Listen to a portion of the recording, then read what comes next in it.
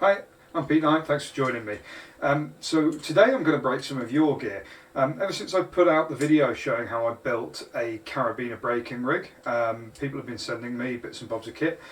Some of it's from their own personal collection, some of it's they found underground or a crag.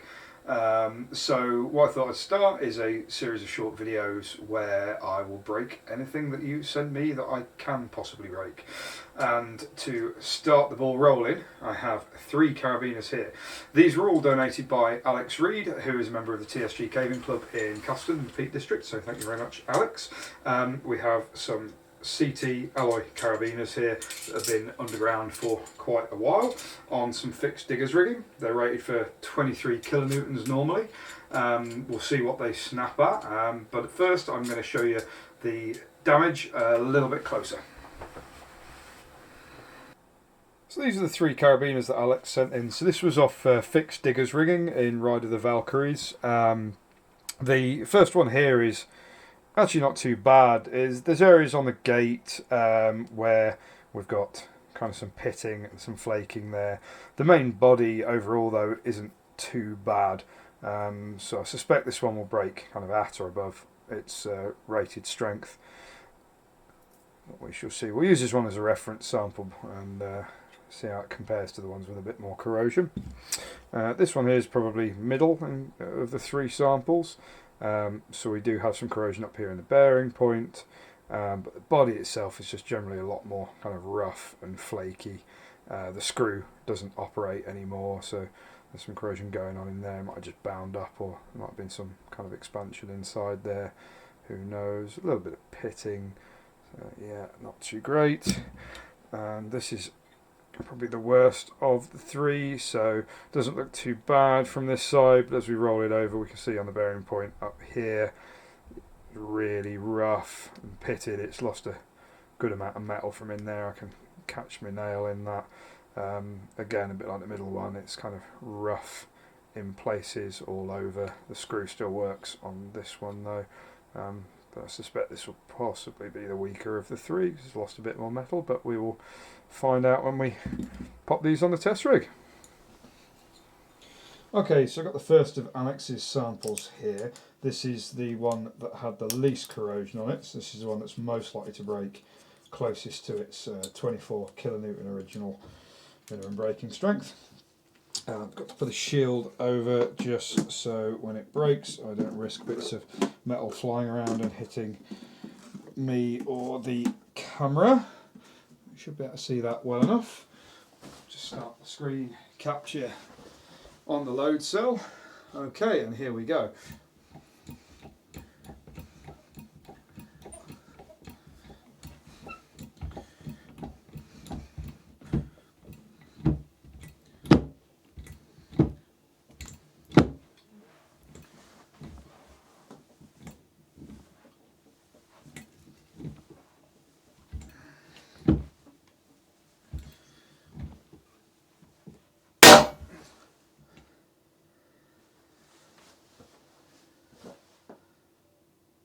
So that one broke at 29.16 kilonewtons. Quite significantly higher than it was rated for. And interestingly, it didn't break at the point with the corrosion. It broke kind of as carabiners normally do. It is just a very different shape to what it began. Right, let's reset for sample 2.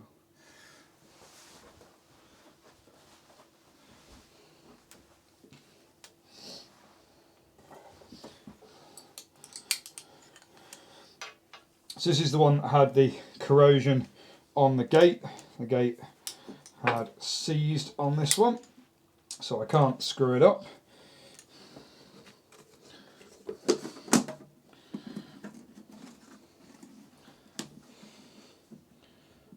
Okay.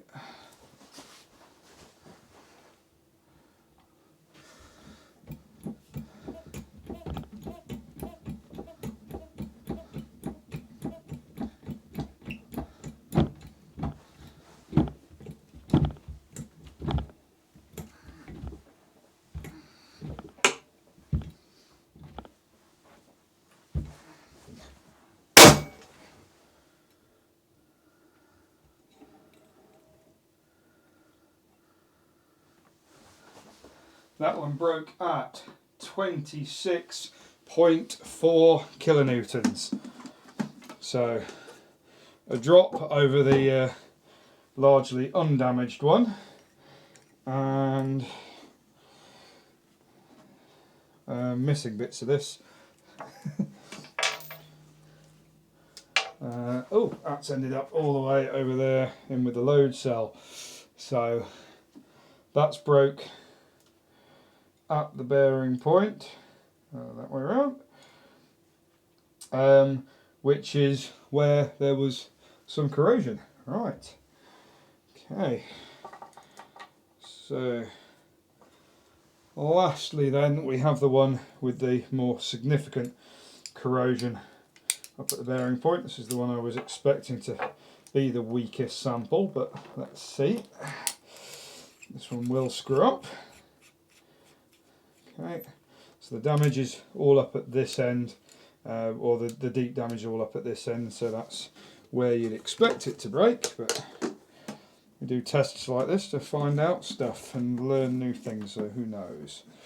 Okay, right, here we go then. Last of Alex's samples.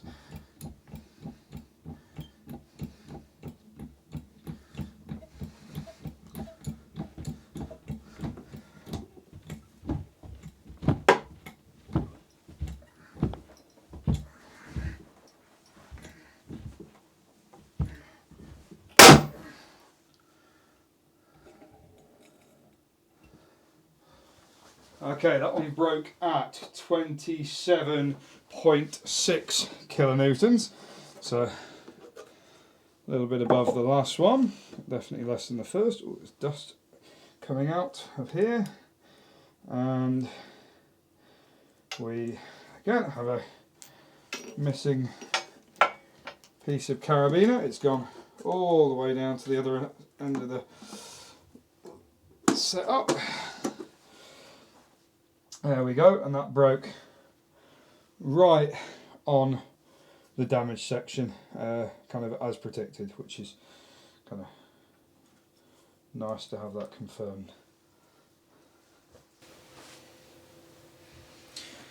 So there we go then, that's all three of Alex's carabiners broken. As expected, the one that showed the least corrosion was the strongest, coming in around 29 kilonewtons. The middle one broke at 26.4, and the one with the most corrosion broke at 27.6 kilonewtons. So these carabiners are rated for 23 kilonewtons, so all three brakes were above the minimum braking strength that they're rated to. I'm always a bit worried with these videos and tests to show something that's clearly knackered and certainly would be unsafe in my professional opinion, braking at above the strength it's rated to. So hopefully that's not the takeaway lesson here, that your knackered gear is still really strong, although there are safety factors kind of built into these things by the manufacturers. There's other things to consider though, with certainly things like corrosion.